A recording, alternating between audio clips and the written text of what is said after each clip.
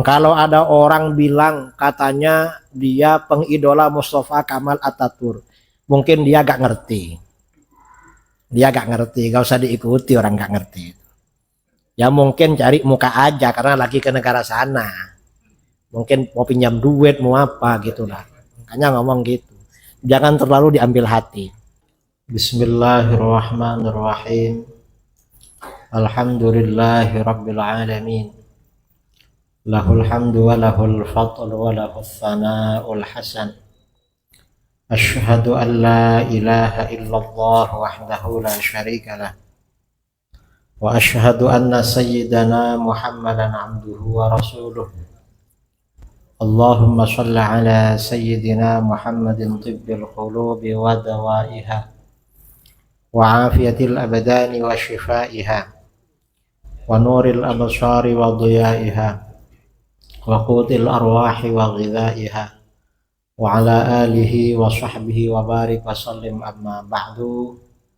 Para asatidz, para buya, para alim yang saya muliakan dan saya hormati, jajaran pengurus DKM Masjid Jami Az-Zahidin yang juga saya hormati, dan para jamaah kaum muslimin dan muslimat yang hadir pada malam ini secara offline maupun secara online. Pada malam ini tema kajian kita ada dua. Pertama, tentang sejarah asal-usul aliran Wahabi. Yang kedua, siapa sebenarnya orang yang disebutkan tadi itu. Orang yang disebutkan liberal atau sekuler itu. Nah, pertama kita bahas tentang sejarah asal-usul aliran Wahabi. Itu dari mana? Mengapa ini perlu kita bahas? Yang pertama, karena kita sudah memaklumkan, sudah tahu kalau umat Islam Indonesia sejak awal adalah Islam Ahlus Sunnah wal Jamaah. Itu sejak dulu memang Ahlus Sunnah wal Jamaah. Di dalam fikih mazhabnya Imam Syafi'i, dalam akidah mazhabnya Imam Asy'ari, dan buya-buyanya, para ulamanya semuanya sufi. Itu ulama Indonesia. Jadi memang kental aswaja Ahlus Sunnah wal Jamaah. Belakangan ini kira-kira 150 tahun ini ada dua aliran masuk ke negeri kita. Siapa? Yang pertama aliran Wahabi atau faham Wahabi. Wahabi ini masuk. Kemudian yang kedua faham Syiah. Syiah ini juga masuk ke negeri kita. Walaupun di Pekanbaru atau di Riau ini tidak kedengaran Syiah. Karena mungkin sedikit. Yang banyak kedengaran kalau di Sumatera biasanya di Palembang karena banyak habibnya. Atau ke timur di Jakarta sekalian karena pusat itu. Nah, ini Syiah dan Wahabi. Jadi dua aliran ya, dua aliran yang berkembang di negeri kita. Kemudian juga mulai berkembang ya setelah kemerdekaan ini paham sekuler. Sekuler ini artinya upaya memisahkan negara dengan agama. Negara diatur tidak mengikuti peraturan agama. Dan paham sekuler ini di dunia Islam, tokoh yang populer yang disebutkan tadi adalah Mustafa Kamal Ataturk yang merobohkan dinasti Utsmani, Khilafah Utsmani di Turki. Kemudian Turki dipisah dari negara-negara Islam yang lain, berdiri Republik Turki. Ini yang kita bicarakan. Pertama, Wahabi. Wahabi ini sebenarnya sejarahnya bagaimana? Sejarahnya Wahabi ini nisbat kepada pendirinya Syekh Muhammad bin Abdul Wahhab bin Sulaiman An-Najdi. Jadi Muhammad bin Abdul Wahhab. Mengapa nisbat kepada ayahnya Abdul Wahhab? Ya karena paling mudah dikenal. Kalau dinisbatkan kepada namanya sendiri, ini umat Islam memang menyucikan nama Nabi kita menjadi nisbat kelompok tertentu. Jadi nisbat kepada ayahnya, Muhammad bin Abdul Wahab. Siapa yang menyebut mereka Wahabi? Yang menyebut mereka Wahabi ya Wahabi juga. Karena ini kadang-kadang, ini perlu kita jelaskan, sebagian Wahabi bilang nama Wahabi ini nama bikinan orang-orang luar Wahabi. Ini enggak betul. Karena ulama-ulama Wahabi tempo dulu memang menyebut dirinya Wahabi. Sampai-sampai ada ulama Wahabi pada masa berdirinya kerajaan Saudi Arabia, Raja Abdul Aziz, muftinya bernama Syekh Sulaiman bin Sahman An-Najdi, menulis kitab berjudul Al-Hadiyatus Saniyah wa Tuhfatul Wahabiyah An-Najdiyah, hadiah yang luhur dan anugerah kaum Wahabi dari Najd. Artinya apa? Ajaran Wahabi ini dianggap anugerah dan hadiah. Ini mereka golongan Wahabi. Jadi mereka sendiri memang menamakan dirinya Wahabi. Ini bukan kita yang membikinkan nama mereka. Kita misalnya punya tetangga kita punya anak. Kira-kira kalau tetangga kita punya anak, yang bikin namanya siapa? Kan orang tuanya. Kalau misalnya orang tuanya musuhan dengan kita, masa kita mau bikinin nama anaknya? Kan enggak kan? Ya orang tuanya. Orang itu juga sama dengan nama Wahabi. Nah, Muhammad bin Abdul Wahab ini lahir di negeri Najd. Najd itu ya di daerah dari kota Madinah ke timur. Kalau dari kota Mekah itu ke timur, ke arah utara, arah Irak. Itu Najd namanya. Jadi dari negeri Najd, lahir tahun 1111. Jadi gampang menghafal kelahirannya pendiri Wahabi. Karena angkanya 1111. 1111 Hijriah. Dan meninggal tahun 1206. Jadi umurnya itu lumayan panjang ya. Kalau lahir 1111 lalu meninggal 1206, itu lama hidupnya. Berapa? 95 kan ya? 95 memang. Nah, Muhammad bin Abdul Wahab ini pendiri Wahabi sejak masa mudanya memang aneh. Mengapa? Karena ketika berguru, belajar kepada guru-gurunya, di antara gurunya adalah Al-Imam Muhammad bin Sulaiman Al-Qurdi Al-Badani di Madinah ya. Imam Al-Qurdi ini ulama mazhab Syafi'i. Gurunya ini punya firasat, ini aneh anak ini, nanti bahaya ini. Muhammad bin Abdul Wahab. Bukan cuma gurunya, ayahnya sendiri juga begitu. Ada kitab ya yang diterbitkan oleh ulama Wahabi sekarang. Kitab berjudul As-Suhubul Wabilah ala Dharaihil Hanabilah, karangan ulama Mekah. As-Suhubul Wabilah ini menjelaskan tentang ulama-ulama yang bermadzhab Hambali.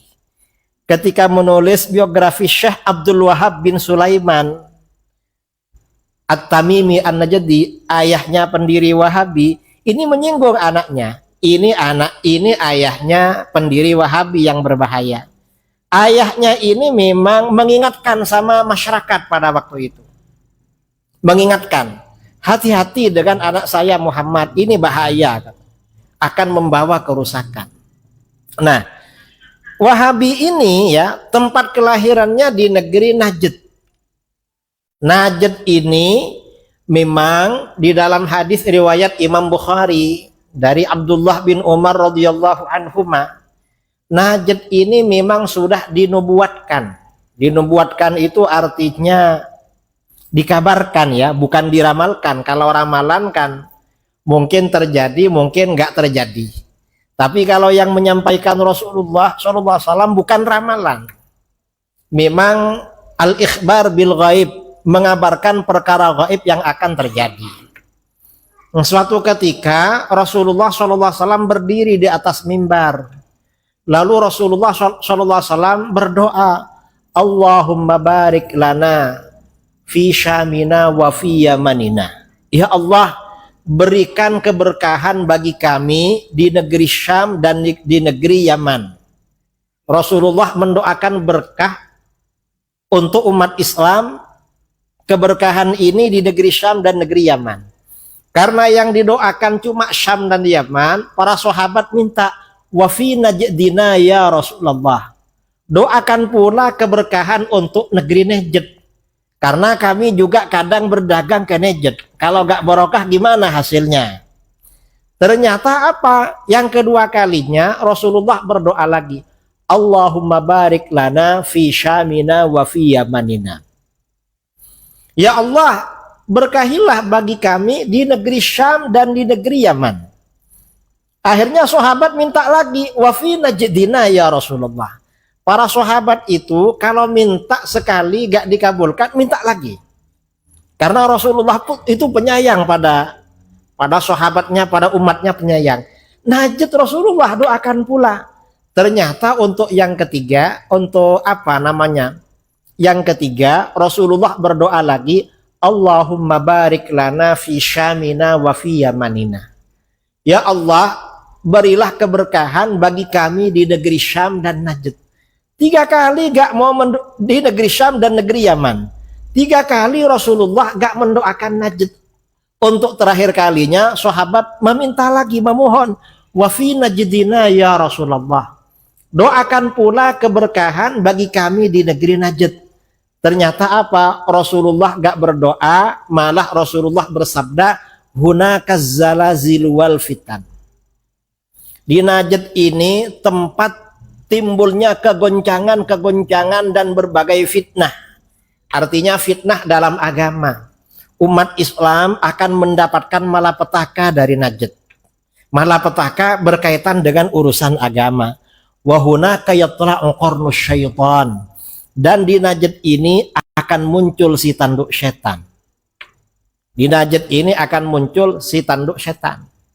Ternyata bagaimana? Karena Najd ini tidak didoakan berkah oleh Rasulullah SAW. Begitu Rasulullah wafat, di Najd ini muncul yang namanya Musailamah Al-Kadzab. Yang dia juga mengaku-ngaku Nabi, mengajak orang-orang murtad keluar dari Islam pada waktu itu. Nah, jadi memang tidak didoakan berkah.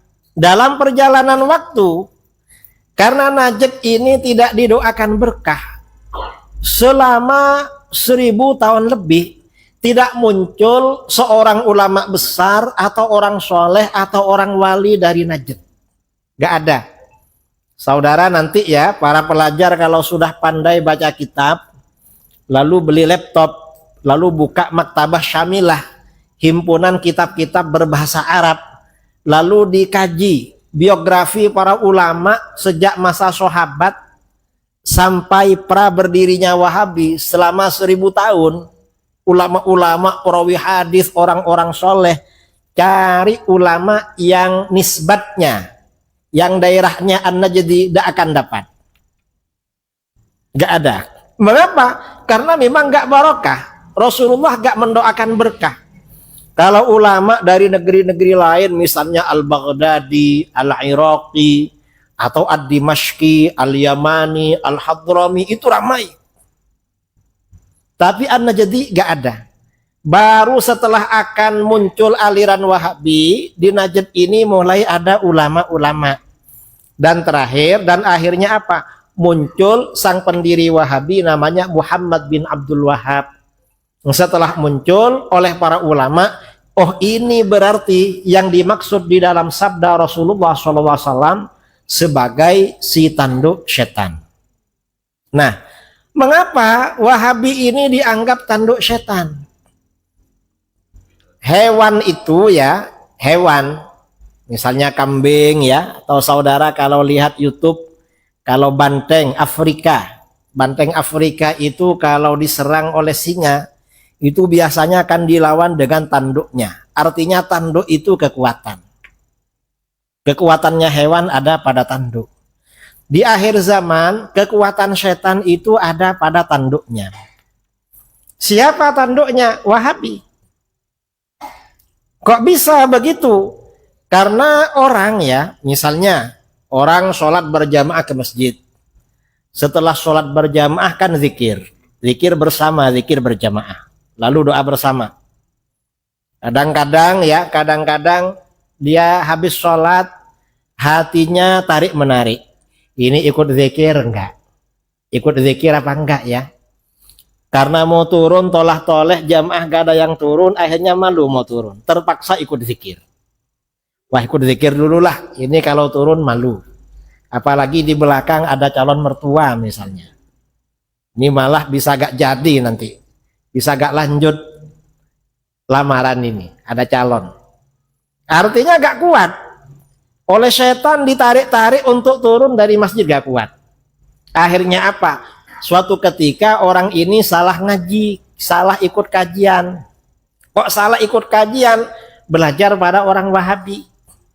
Gimana kata Ustadz Wahabinya?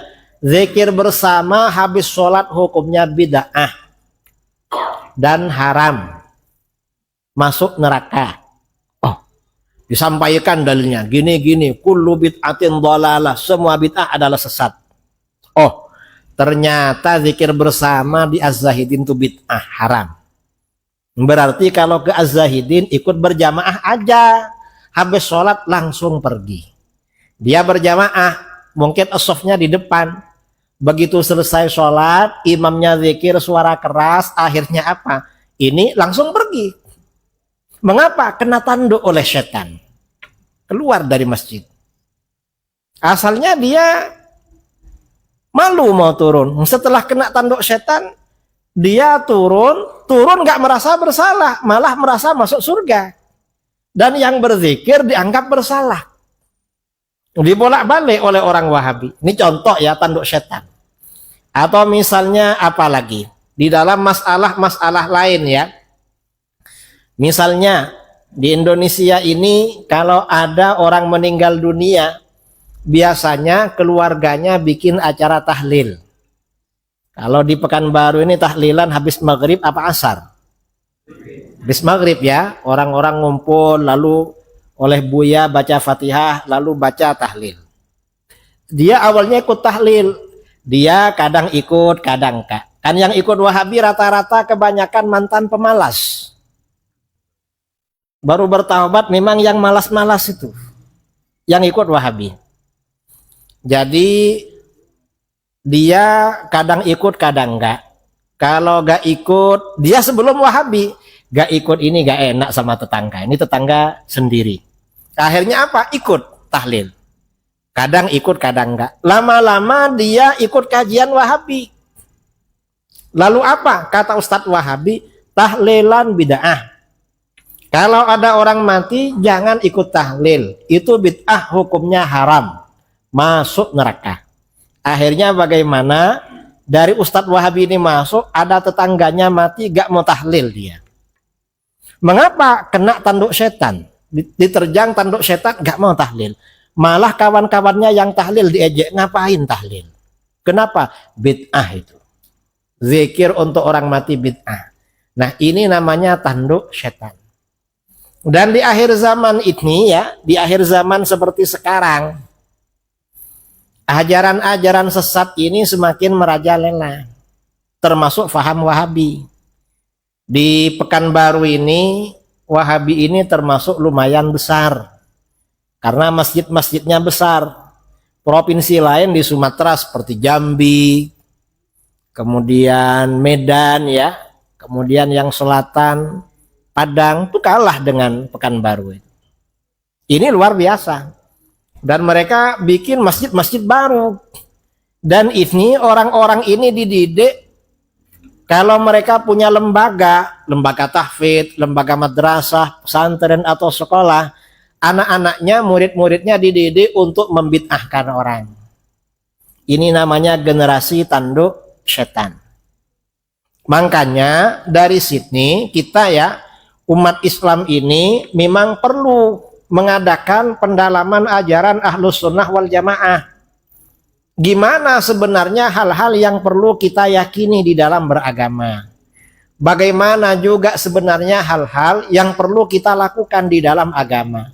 Dan ternyata ini ajaran-ajaran agama kita oleh para buya tempo dulu sudah banyak ya diajarkan melalui simbol-simbol budaya dan tradisi. Simbol-simbol budaya dan tradisi ini ya sebenarnya memang ajaran Islam. Buya-buya dulu gak menyampaikan dalil karena dulu kitabnya gak ada di sini. Tapi ajarannya ada. Sekarang ini sudah mau dihapus. Saya beberapa bulan yang lalu diundang Perhimpunan Pedagang Minang di Jakarta. Ada Perhimpunan Pedagang Minang di Jakarta, setiap ke Jakarta sering undang saya.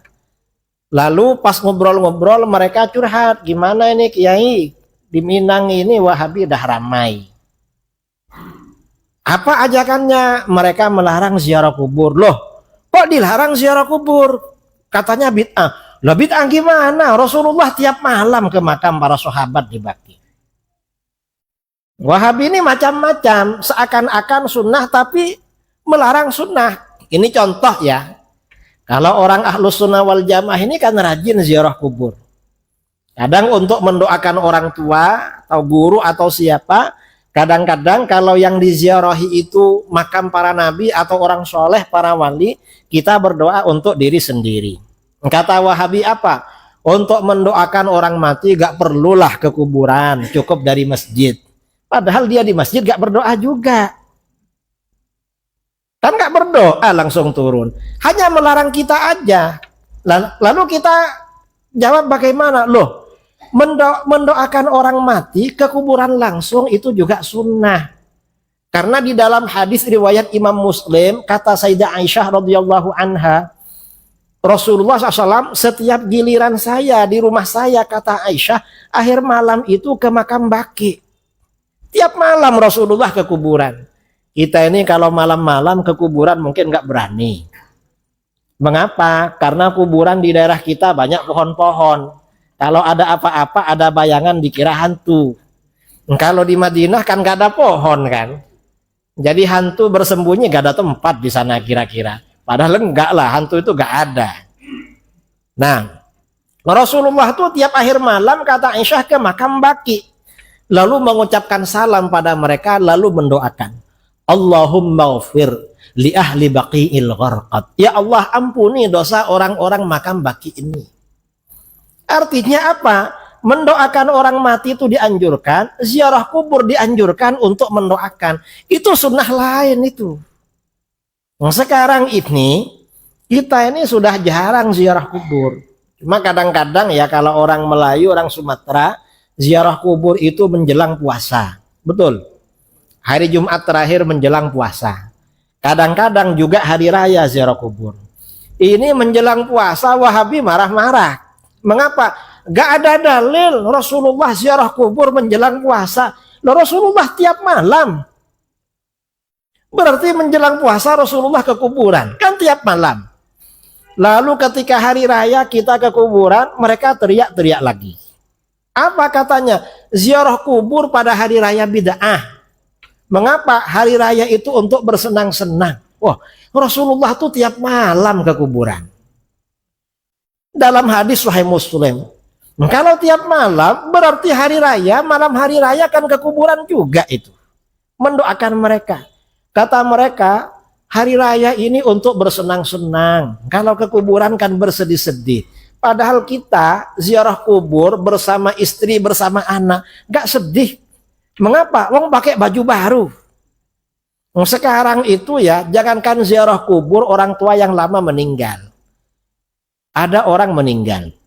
Kalau dulu ketika ada orang meninggal, tetangga-tetangga itu memang benar-benar berduka. Mengapa? Prihatin, mengkhawatirkan akan yang dihadapi oleh almarhum ini di alam kubur. Tetangga-tetangga, karena orang dulu kan orang soleh, orang bertakwa. Jadi rasa khosyah, rasa takut pada Allah itu benar-benar tertanamkan dalam jiwa.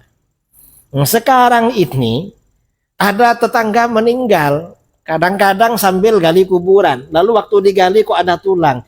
Jadi candaan itu. Ayo tulangnya siapa ini? Ini makciknya siapa? Jadi candaan.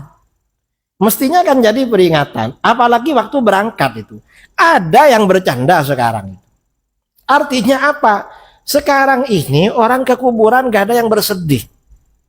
Malah kadang-kadang di kuburan sempat selfie-selfie itu.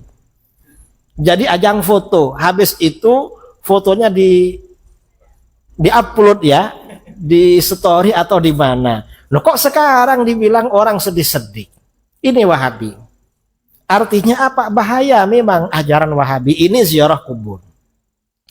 Kemudian juga ya, yang kaitannya dengan ziarah kubur yang dilarang oleh Wahabi ini apa? Kita ziarah kubur ini kan mengucapkan salam. Kalau Wahabi ini kan memang mereka gak ada ziarah kubur. Wahabi ini begitu keluarganya meninggal dunia, sampai di kuburan, kalau cuma dia yang Wahabi, lalu orang-orang baca talqin, dia sendiri yang emosi di kuburan. Menjadi orang tersulut emosinya, menjadi pemarah. Karena talqin katanya bid'ah. Padahal talqin ini memang ijma ulama dari dulu. Para ulama dari dulu di mana-mana nganjurkan talqin. Karena ada hadisnya. Hadisnya walaupun dhaif, tetapi digabung dengan hadis-hadis lain, itu bisa menjadi layak untuk dijadikan hujjah kata para ulama. Ini hadis talqin. Kemudian begitu pulang dari kuburan ya, kalau orang-orang ahlus sunnah ini di rumah biasanya menyiapkan hidangan makanan. Orang yang takziah dikasih makan. Lalu malam harinya ada acara tahlil. Kalau Wahabi itu katanya bid'ah ngasih makan itu. Haram bid'ah. Padahal enggak. Itu memang ada khilafiyah di kalangan para ulama. Kalau para sahabat, Sayyidina Umar bin Al-Khattab ketika akan wafat wasiat, nanti orang-orang yang takziah kasih makan. Sebagian sahabat yang lain, Imran bin Husain juga berwasiat kepada keluarganya, fa idza raja'tum fanharu wa at'imu. Nanti kalau pulang habis memakamkan saya, sembelihlah unta atau kambing. Lalu orang-orang yang datang kasih makan. Para sahabat ini ya memang ngasih makan memang. Dan Rasulullah SAW ketika ditanya tentang itu membolehkan. Ada sahabat namanya Amr bin As tanya sama Rasulullah, Rasulullah, ayah saya As bin Wa'il ini nazar dulu akan menyembelih unta 100 ekor. Ada orang Pekanbaru nazar nyembelih kambing atau sapi 100 ekor, ada? Belum ada ya, belum ada. As bin Wa'il ini pernah nazar nyembelih unta 100 ekor. Belum sempat nyembelih dia meninggal. Lalu abang saya, kata Amr, abang saya Hisham bin Al-As sempat nyembelih 50 ekor. Gimana Rasulullah? Apa saya sembelihkan sisanya yang 50 ekor untuk ayah saya? Kebetulan As bin Wa'il ini meninggalnya dalam keadaan musyrik. Maka apa jawaban Rasulullah SAW? Seandainya ayah kamu ini tidak kafir, seandainya ayah kamu ini orang mukmin, kamu menyembelih, bersedekah atau haji bermanfaat sama ayah kamu. Cuma dia kan orang kafir, gak berguna. Artinya apa? Sedekah makanan untuk orang yang meninggal dalam keadaan beriman itu bermanfaat. Sedekah. Termasuk sedekah kenduri. Dan ini dalil-dalilnya banyak sekali. Makanya oleh para buya tempo dulu, para ulama tempo dulu, ini diterapkan dalam tradisi yang disebut kenduri kalau di Jawa. Kalau di sini apa namanya? Hah? Kenduri juga ya? Kasih makan. Dari dulu ada. Lah ini Wahabi melarang-larang begini. Kemudian acara tahlilannya dilarang juga. Mengapa? Itu kok zikir terkomando. Ada yang mimpin, lalu yang lain ikut. Lah terus kenapa? Gak benar itu, gak boleh bid'ah. Lah bid'ah gimana? Oh, sebagian sahabat ada yang meninggal dunia, Rasulullah SAW juga mengkomando. Rasulullah bukan mengkomando ya, di dalam hadis riwayat Imam Ahmad, ketika sahabat Sa'ad bin Mu'adz meninggal dunia, Rasulullah SAW ramai-ramai pergi takziah. Begitu dimakamkan, fasabbaha Rasulullah SAW tawilan. Rasulullah baca subhanallah dalam waktu yang lama. Fasabbahna, para sahabat baca subhanallah semua. Tsumma kabbara, lalu Rasulullah baca takbir.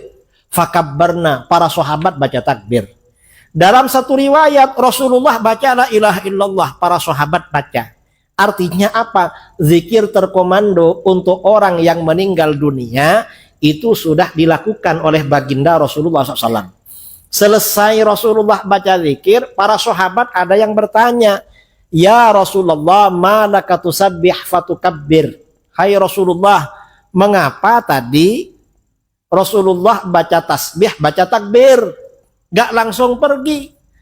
Rasulullah SAW menjawab, jawaban beliau, laqad tadayaqa ala hadzal abdis salihi qabruhu. Hamba Allah yang soleh ini tadi benar-benar dijepit oleh kuburannya. Bayangkan, ada orang soleh dijepit kuburan. Kira-kira yang gak soleh bagaimana kira-kira? Kira-kira. Lalu kata Rasulullah, hatta khosyitu alla yufarraja'an. Saya sampai khawatir hamba Allah yang soleh ini gak dilepaskan dari jepitan kubur. Makanya dibacakan zikir hatta farrajallahu an, hingga Allah melepasnya dari jepitan kubur.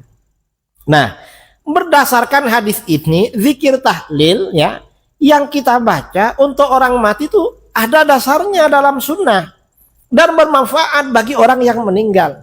Cuman yang afdal memang itu dibaca di kuburan. Cuma kita ini apalagi di Riau ya, kadang-kadang baru dimakamkan, mendung sudah menutupi, mau hujan, akhirnya segera pulang. Makanya tahlilnya malam-malam di rumah, cocok itu. Karena kata Wahabi, mendoakan orang mati gak perlu ke kuburan. Di rumah aja. Di rumah disalahkan lagi sama mereka. Kalau mereka gak mau mengadakan. Nah ini namanya yang dimaksud dengan tanduk setan. Wahabi tanduk setan, karena mengapa? Kalau ini amalan-amalan baik ini tidak dibid'ahkan oleh orang Wahabi, orang yang tidak hadir ke majelis zikir, tidak hadir ke tahlilan, gak ziarah kubur, ini paling-paling ya orang pemalas.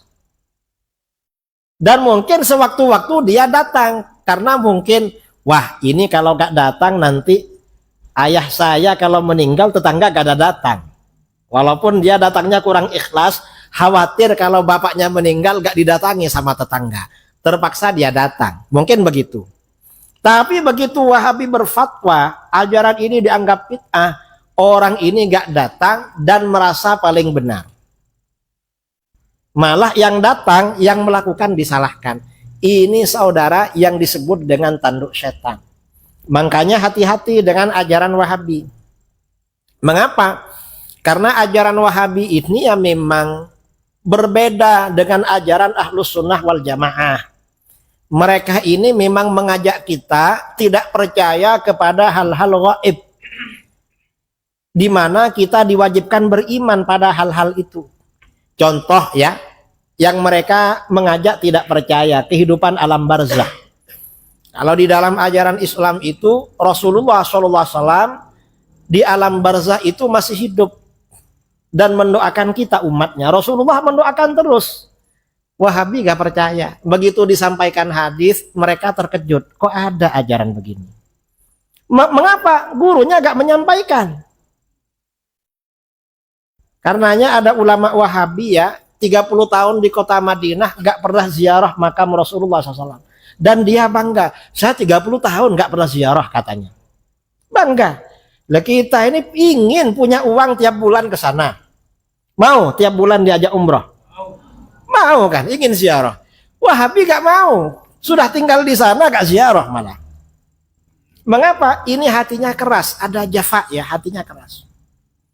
Kalau kita ya percaya begini, karena memang di dalam hadis-hadis itu banyak riwayat-riwayatnya. Kalau kita ini dianjurkan ziarah ke makam Rasulullah SAW, ziarah ke makam para sahabat, ya, baik sahabat yang ada di Baqi maupun sahabat yang ada di Ma'la di Mekah, ya, maupun sahabat yang ada di Uhud atau di tempat-tempat lain, atau ziarah ke makam para aulia. Kalau orang-orang Jawa, orang-orang Sumatera kadang-kadang datang ke Jawa ziarah makam Wali Songo.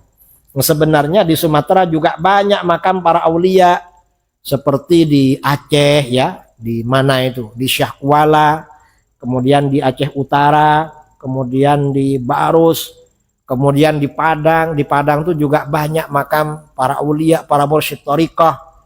Kemudian ya di Riau, mungkin ada juga di Riau itu, di mana-mana. Cuma karena penduduk Sumatera ini sedikit, ziarah tidak ramai. Kalau di Jawa penduduknya ramai, di Sumatera ini satu provinsi kadang penduduknya 3 juta sampai 5 juta. Kalau di Jawa tiap provinsi penduduknya 40 juta lebih. Jadi yang ziarah itu ramai terus. Padahal ramai karena banyak orangnya. Makanya orang Sumatera kalau ziarah para wali malah ke Jawa. Padahal tetangganya yang wali banyak juga itu. Cuma karena orangnya sedikit itu. Nah, ini apa? Ini ajaran Wahabiyah yang berbahaya bagi kita. Kemudian tema yang kedua, Mustafa Kamal. Mustafa Kamal ini tokoh sekuler. Dia lahir tahun 1881. Meninggal tahun 1938. Nah, dia ini yang menghancurkan khilafah Utsmaniyah di Turki. Turki yang asalnya dulu ibu kota khilafah yang ditakuti oleh negara-negara barat selama 5 abad. Selama 5 abad, negara-negara barat itu takut dan Amerika dulu bayar upeti ke Turki. Sekarang negara Islam yang bayar sama dia. Sama Amerika, sama barat itu. Dulu yang ditakuti ya Mustafa Kamal ini yang menghancurkan khilafah Utsmaniyah. Di sana dulu orang-orang tuh berjilbab, bercadar ya. Setelah Mustafa Kamal ini berkuasa, para khalifah dideportasi ya. Sultan-sultan Utsmani, Sultan Abdul Hamid itu dideportasi ke Perancis. Kemudian sultan setelahnya dibuang ke Vina, ke Widna, kemana-mana. Lalu dia berkuasa, lalu masyarakat gak boleh pakai jilbab. Perempuan yang sekolah wajib pakai rok mini. Bukan rok mini ya. Kalau rok mini nama orang, rok mini. Saya masih ingat dulu ketika masih kecil, anak-anak sekolah SD, SMP, roknya di atas lutut. Itu kan warisan Mustafa Kamal. Baru setelah tahun 90-an ada demo-demo jilbab baru agak panjang ke bawah. Sekarang ini alhamdulillah sudah ke bawah. Cuma karena pergaulan bebas, kalau sepi-sepi dibuka kadang-kadang. Ini yang rusak. Mengapa? Karena negara ini sudah tidak islami. Dan di Turki ini oleh Mustafa Kamal, simbol-simbol agama diganti dari bahasa Arab ke bahasa Turki. Pondok-pondok, madrasah-madrasah ditutup semua. Ribuan ulama dibunuhnya. Lebih 5.000 ulama waktu itu yang dibunuh. Cuma ada ulama namanya Sayyid Sulaiman yang mendirikan pondok Sulaimaniyah. Sayyid Sulaiman ini karena mengajar waktu itu gak bisa, akhirnya apa? Sayyid Sulaiman ini seorang ulama beralih menjadi sopir taksi. Kalau ada anak muda bekerja dekat dengan beliau ditanya, kamu gajinya berapa sebulan? Sekian. Kalau kamu ngaji ke saya kasih gaji lebih dari itu. Ngajinya di mana? Di dalam taksi.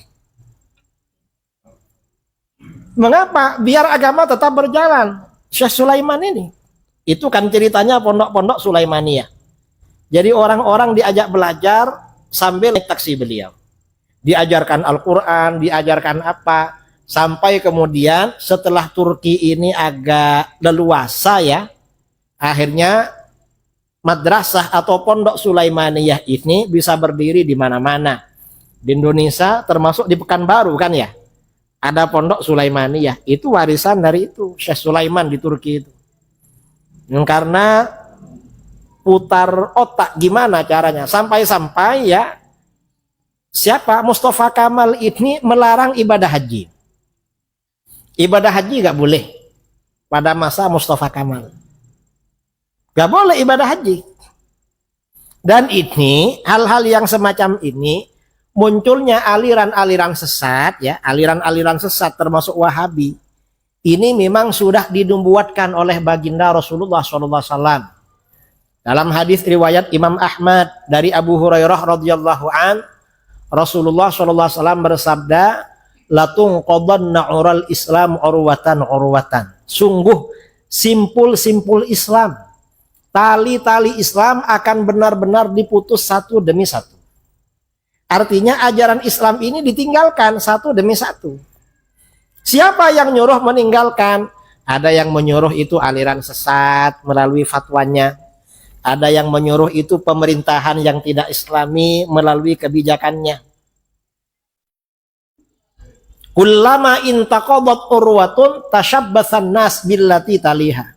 Setiap ada simpul terputus, ada ajaran berganti, orang-orang berpegangan dengan sisanya. Sisanya dipegang, nanti diputus lagi, pindah, tambah sedikit. Apa saja? Awwaluhunna al-hukmuh. Simpul pertama yang akan diputus oleh umatku adalah hukum. Artinya tidak berhukum Islam. Berdirinya kerajaan-kerajaan atau negara-negara sekuler. Dulu kerajaan-kerajaan di Nusantara, kalau di sini kan kerajaan Siak ya. Sultan yang terakhir siapa? Syarif Qasim. Itu kerajaan Islam yang berlaku hukum Islam. Kerajaan-kerajaan kalau di Jawa ya, Kesultanan Banten, lalu ke timur Kesultanan Cirebon, ke timur lagi Kesultanan Mataram, ke timur lagi Kesultanan Sumeneb di Madura, ke timur lagi Kesultanan Bima, Kesultanan Lombok, ke timur lagi Kesultanan Tidore dan Ternate, agak ke utara Kesultanan di Sulawesi. Itu Islam yang dijalankan. Hukum Islam yang dijalankan.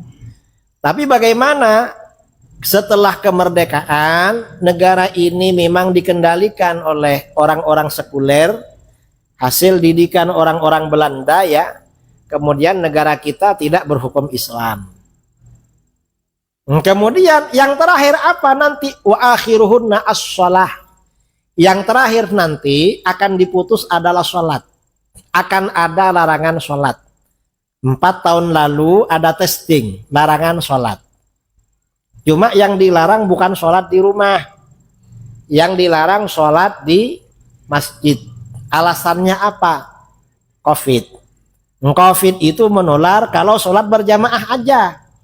Tapi kalau ngumpul-ngumpul di hiburan apa, gak ada COVID. Ini kan aneh kan? Ini berarti kan memang sasarannya kan umat Islam. Karena orang-orang yang bikin larangan dulu ketahuan, bikin konser musik-musik, gak ada tindakan. Sementara yang sholat ke masjid-masjid gak boleh. Dulu masjid-masjid di kota-kota, entah di sini ada apa enggak, kan dikasih jarak 1 meter, ada di sini. Ada juga ya. Ini ya mungkin termasuk nubuat dalam hadis ini, testing. Larangan sholat. Yang enak itu kemarin yang hidup di desa-desa, di kampung-kampung. Karena agak terjangkau larangan. Yang payah ini yang di kota-kota. Nah ini memang nubuatnya seperti itu. Artinya apa? Ke depan ini fitnah agama akan banyak terjadi. Kalau terjadi fitnah-fitnah seperti ini, maka bagaimana?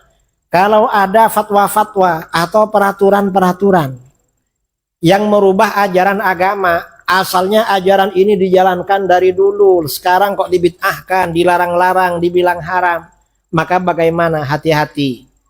Karena itu termasuk serial tanda-tanda akhir zaman. Itu biasanya ya aliran macam-macam.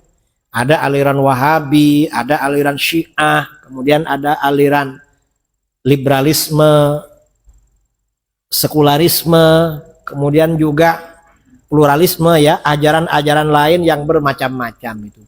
Dan ini akan terus muncul. Mengapa terus muncul? Karena umat Islam ini semakin lemah ke depan.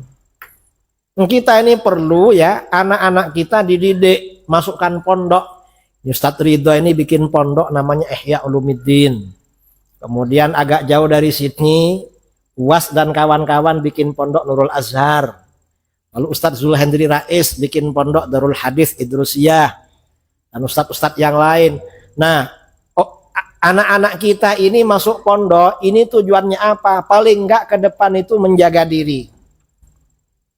Mengapa menjaga diri? Karena ke depan ini taruhan yang paling berat itu taruhan keimanan, saudara. Orang ini yang penting beriman ke depan ini. Kalau sekarang ini ya makanan ini yang penting halal atau syubhat. Kalau cari yang halalan thayyibah sekarang ini susah. Syubhat ini sudah lumayan sekarang. Karena rata-rata makanan yang ada syubhat. Yang penting nggak haram. Kadang-kadang masih sempat cari yang haram. Sekarang ini yang penting nggak haram sudah bagus. Karena syubhat itu biasa sekarang. Ini makanan. Kemudian di dalam beragama yang paling berat ke depan ini menjaga keimanan. Mengapa? Karena dari sana terjadi perubahan dari Timur Tengah. Wahabi ini menguasai tanah suci. Kita para buya di Indonesia ya membentengi umatnya, hati-hati dengan Wahabi. Gimana ajaran Wahabi, Buya? Wahabi ini bahaya. Orang tuh habis sholat baca zikir. Ini ajaran Ahlus Sunnah baca zikir. Atau Ustadz Wahabi juga ada zikir. Akhirnya pergi umrah. Setelah pergi umrah, dia lihat di Masjidil Haram dan Masjid Nabawi kok gak ada zikir. Jangan-jangan Buya itu keliru. Ini masih lumayan karena masalah zikir kan. Ada yang lebih parah. Apa yang lebih parah? Buya menjelaskan di sini tentang aurat perempuan. Aurat perempuan itu sekujur badan kecuali wajah dan telapak tangan. Kalau rambut perempuan Buya termasuk aurat. Nah di Saudi ini terjadi perubahan. 7 tahun yang lalu kita kalau pergi haji umrah petugas imigrasi cowok semua. Laki-laki semua. Sekarang ini petugas imigrasi cewek semua. Dan rambutnya sudah terbuka. Jangankan di imigrasi, saudara yang uangnya banyak biasanya haji umroh yang mahal-mahal. Akhirnya hotelnya ditempatkan di bawahnya tower itu. Di bawah sebelum ke Masjidil Haram kan banyak mall. Toko-toko ternyata yang jaga perempuan rambutnya kelihatan. Kalau dulu kita ke Saudi penasaran kayak apa mukanya orang Saudi. Karena tutup semua. Sekarang ini dibuka sampai rambutnya. Akhirnya apa? Ragu-ragu. Kata Buya, rambutnya perempuan itu aurat. Ini di Mekah kok dibuka. Jangan-jangan Buya yang keliru. Ini kalau gak belajar agama bahaya saudara. Kalau sampai menghalalkan perkara haram, konsekuensinya keluar dari Islam. Na'udzubillah min dzalik. Nah ini saya kira kuliah singkat pada malam ini tentang sejarah asal mula berdirinya Wahabi dan siapa sebenarnya Mustafa Kamal Ataturk. Kalau ada orang bilang katanya dia pengidola Mustafa Kamal Ataturk, mungkin dia gak ngerti. Dia gak ngerti, gak usah diikuti orang gak ngerti. Ya mungkin cari muka aja karena lagi ke negara sana. Mungkin mau pinjam duit, mau apa gitu lah. Makanya ngomong gitu. Jangan terlalu diambil hati. Tapi yang penting kita tahu, kita azan sholat isya. Nanti habis sholat isya, insya Allah kita sesi tanya jawab ya. Wabillahi taufiq wal hidayah. Assalamualaikum warahmatullahi wabarakatuh.